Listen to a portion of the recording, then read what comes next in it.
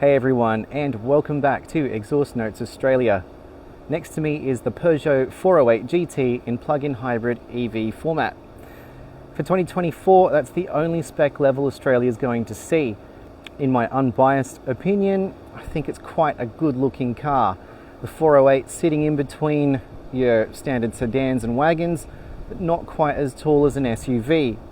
It puts it in a little bit of a nexus when it comes to what kind of market it's aiming at. I personally quite like it because it isn't an SUV, but you do have the higher driving position, so it's not quite like a sedan. This Blue Obsession paint color is quite the talking point for anyone who's seen the car. It changes depending on the light. I think it's really quite awesome, and for a no-cost option, it's probably a color box that I'll be ticking if I was to buy one. From the rear view, you can really see the 408's fastback design, which makes it stand out from your other SUVs. My main complaint about the styling from this angle is just the amount of plastic in the rear bumper. It seems to be a really common thing for manufacturers these days. Looking at you, WRX.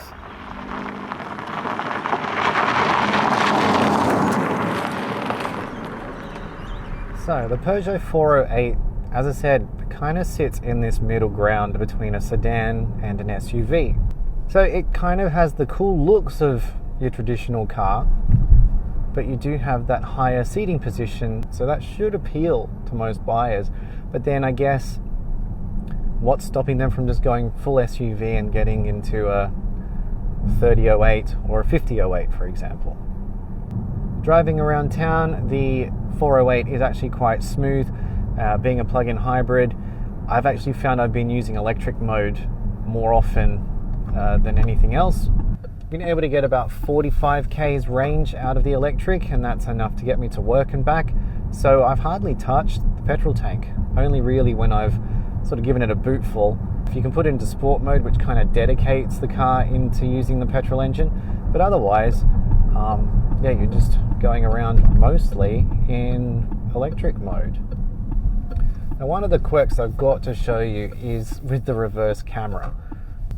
It does have a bit of a 360 view, but as you'll see, when I select reverse, it doesn't actually show you what's around you, and the image here hasn't even fully loaded. It's not until you completely reverse, it's like the cameras are pointing backwards or something. And most cars would actually show you what's around you. So it's actually no good if you're trying to front into somewhere. If I go forward again, because it hasn't filmed that part of the image, it doesn't know what's there. That's just really weird. The resolution of the camera is that much better than a 508, and then you have this weird distortion on the image. So yeah, to me that system just doesn't seem up to par at the moment. It's also not easy to be able to activate the cameras manually. It's only when you select reverse that you're able to do that. That can be a bit of a pain as well.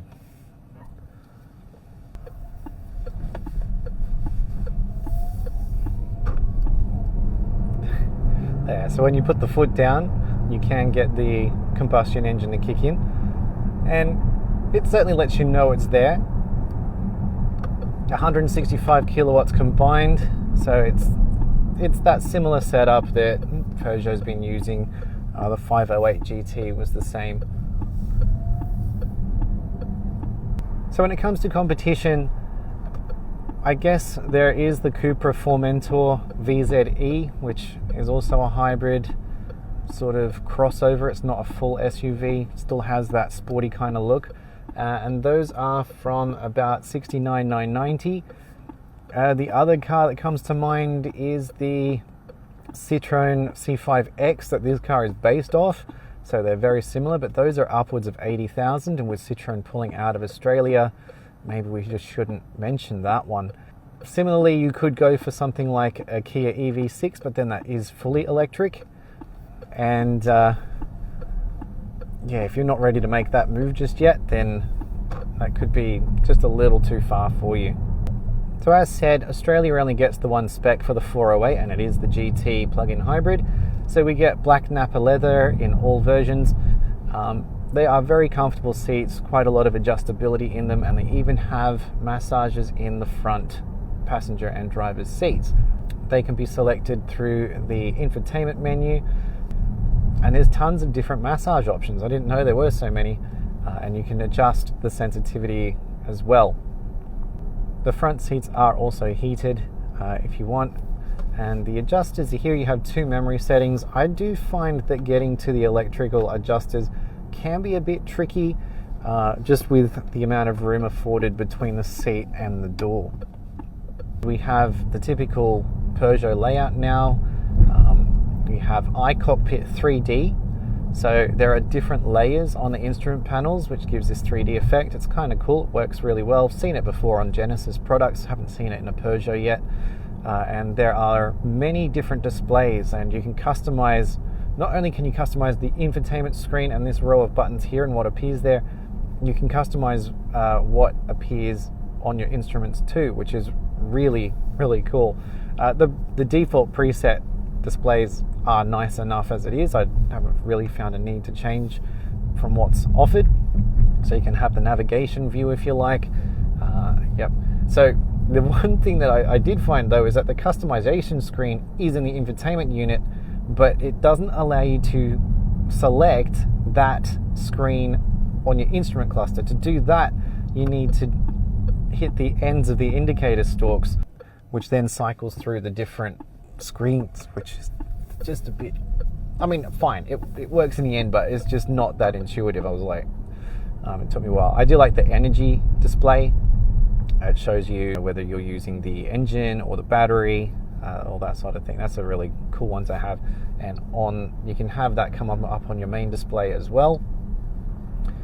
But also there's the statistics line, which tells you how much you're consuming. So at the moment, I mean, we've just about got started, but we're doing about 25 kilowatt hours to the 100 and 1.5 litres to the 100, which I think those figures aren't too bad considering. As I said, I really can't fault how this car looks. The Peugeot styling just works. It's something really different, maybe a little bit eye-catching. I've caught a few people having a glance, having a second look, not quite sure what it is. The colour has been quite a talking point, the Blue Obsession, and it's a no-cost option, which is wonderful. I think it's a really nice shade. The fact that you've got to pay extra for white is interesting to say the least. And I think the most expensive colour option is actually red, which is over $1,000 extra. Obviously there's black, and there's probably some silvers as well to choose from. But this blue, bluey green, turquoise, whatever you want to call it, this is definitely a great colour. I'm glad I did a lot of my B-roll footage during the sun yesterday, because that's when it really pops. The colour really shines. And as you can hear, it's just really quiet too. Now, being a plug-in hybrid, so as I mentioned, we're only getting about 45 k's range out of the battery, which is enough for your short trips, your drop-offs, your shopping, going to work, that sort of thing. And then you just bring it home and plug it in. It will then take about 3.5 hours or so to go to full from there, which is kind of what I've been finding as well. But you do have the backup of the petrol engine should you need to, so there's always that fallback, which is one of the advantages, the big advantages of the plug-in hybrid. And the car doesn't weigh that much. It's only about 1,700 kilos. So, you're winning in efficiency against an EV in that case. You're not lugging 2 tons of car around. Rear boot space, we have 471 litres. And with the second row folded down, that opens up to 1,545 litres. So your service intervals are annually, 12 months, or 20,000 Ks. And I remember that from the 508 as well. It's quite a long time when it comes to the mileage. So you probably find yourself will be doing it on time-based servicing. They also offer packages that you can pre-purchase. So a 3-year servicing package is $1,200. You're saving about $420 by doing it that way. 4-year servicing package is $1,700. You're saving about $820. And a 5-year servicing package is $2,000, where you're saving almost $1,000 in doing it that way. And the battery has an 8-year, 160,000 kilometer warranty on it as well. So as the name suggests, the Peugeot 408 is a GT. Suggests that it's a Grand Tourer, and so it's not really a sports-inspired, performance-y kind of car. But even saying that, you do have 3 drive modes. There is electric, so when you do that, I think the screen turns kind of blue.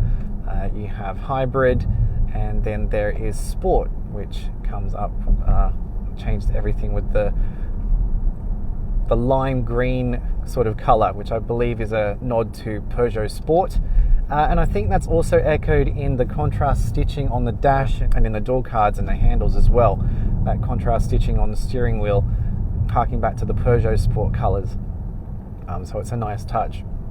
Overall, comfort-wise and for ergonomics, this continues to be a nice place to be. They've changed a bit of how the interior looks, so there's no more of the piano key kind of appearance that the 508 had. They've simplified it a bit. There's no hidden storage compartment under the center console anymore. It's this nice silver finish. There's only a little bit of that piano black stuff around here, which is good for dust and fingerprints, although with all these touch areas, of course, unless you're carrying a polishing cloth with you, they are going to look a bit smeary. There's lots of plastic areas here, but it still looks modern. Of course, the iCockpit, you don't need to have a heads-up display, but you do need to position the steering wheel a bit lower, and I found that even in just my optimal position, the top of the steering wheel is kind of obscuring the very bottom of the digital dash, which is not too bad because there's nothing really appearing there, but it's just one of those quirks, I suppose. And being a Peugeot, being a French car, there are quirks to be had. It's great that we have wireless Apple CarPlay and Android Auto, so you can have your favorite apps and things coming up, your streaming music, your navigation app. The default navigation provided by TomTom is fine. It just takes a little bit to load. That's kind of what we've noticed with this system in any case. It can be a little bit laggy just in swiping through the different screens and options. Some of those transitions take a bit of time to get through. It's not the worst, but we're getting to a point where we just expect instant response. The center console area is nice. We have this interesting sort of switch for the change in the gears.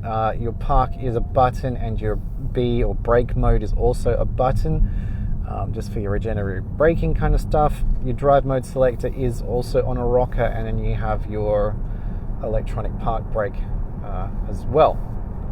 You've got some nice little cubbies in the center for your phone to sit, but even though we have wireless Apple CarPlay and Android Auto, we don't have a wireless charging pad. And that just seems really odd. There are 2 perfect locations to have put those, and even other Peugeots have it, but not this one. I don't get it. I don't understand. There's a nice little sort of shelf area here too, but you can pull that lid back and that will reveal the 2 cup holders. There's also an interesting little sort of hole here. I don't know what you would put in there, but it's just for knickknacks and things. It's an odd shaped trapezoid kind of thing, and then you have a glove box which opens from the middle. So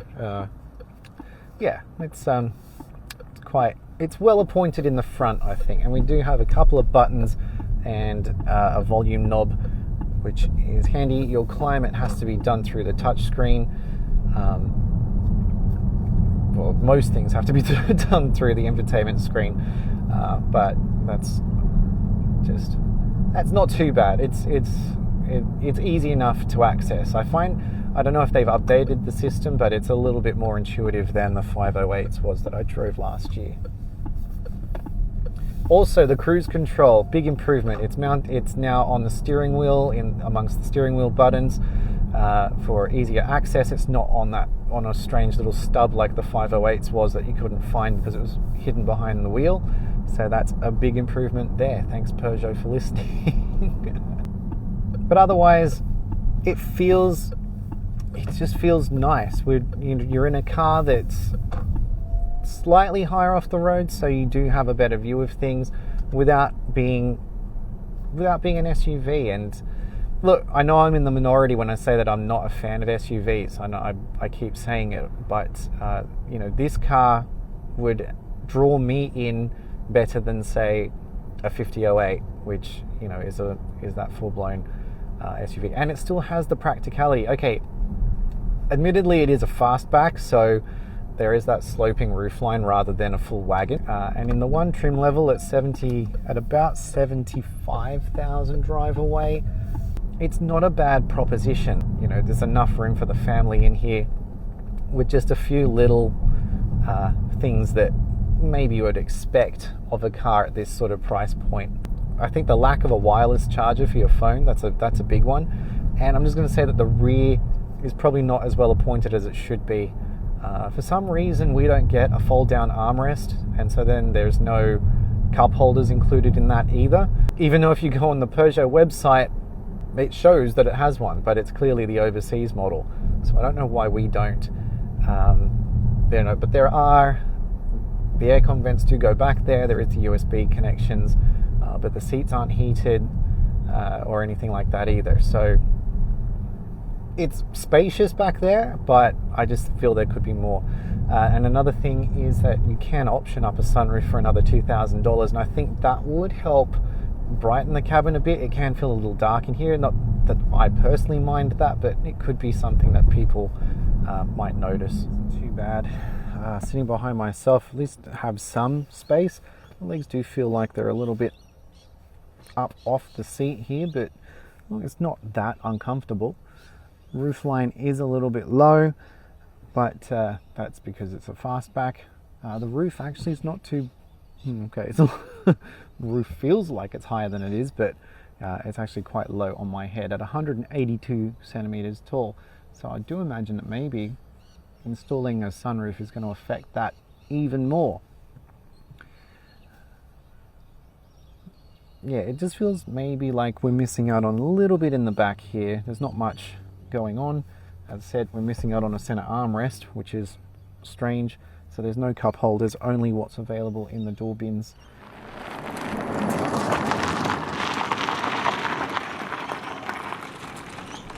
Put it into sport mode for this little bit, and okay, so we've got the petrol engine, 70 zones. We're not going to do anything too crazy, but let's see.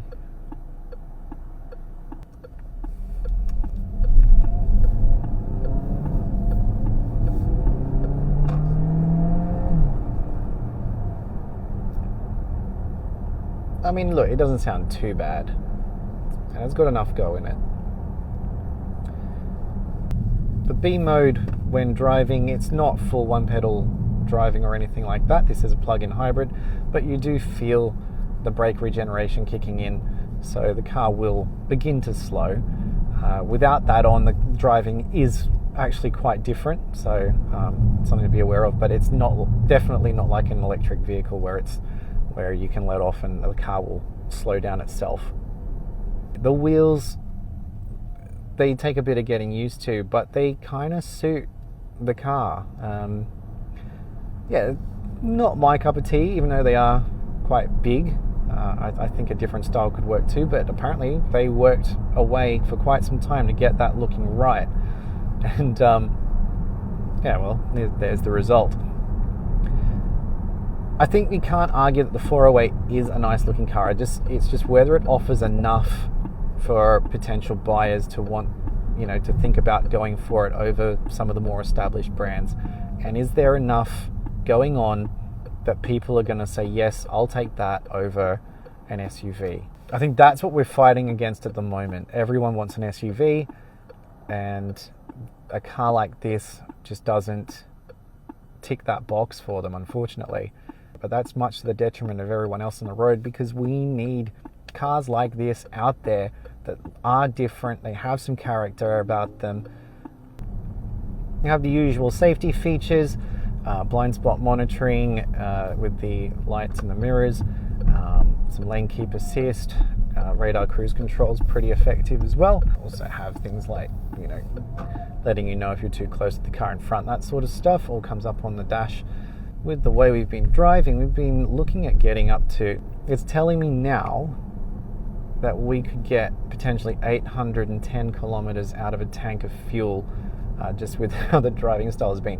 And like I said, I've mostly just been using the electric power because we get about 45-50 Ks out of it, which has been enough to get me where I've needed to go. I've barely touched the fuel tank. So yay efficiency.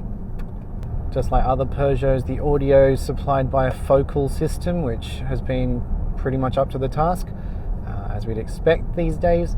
Look, there's really not much I can fault about the car. It's, as I said, it does its job well with no fuss, and it is something different, which I think is probably its biggest draw card. And it just may have to break a few stigmas that people might have about Peugeot and European cars in general. It's because of that rarity, yeah, there's a few unknowns about it, but I really do think that Peugeot has broken out of that thing of unreliability that people might think about them. Anyway, a big thank you for watching and taking a look at this review. Huge thanks to Peugeot Australia for letting me have a play with this car. I've really enjoyed it. And also thanks to Exhaust Notes Australia for giving me the opportunity. Do all the things. Thank you to everyone who's got us over 1,000 subscribers on YouTube now. And stay tuned for more exciting stuff coming soon. Looking forward to bringing it all to you. Stay safe, and I'll see you in the next one. Cheers.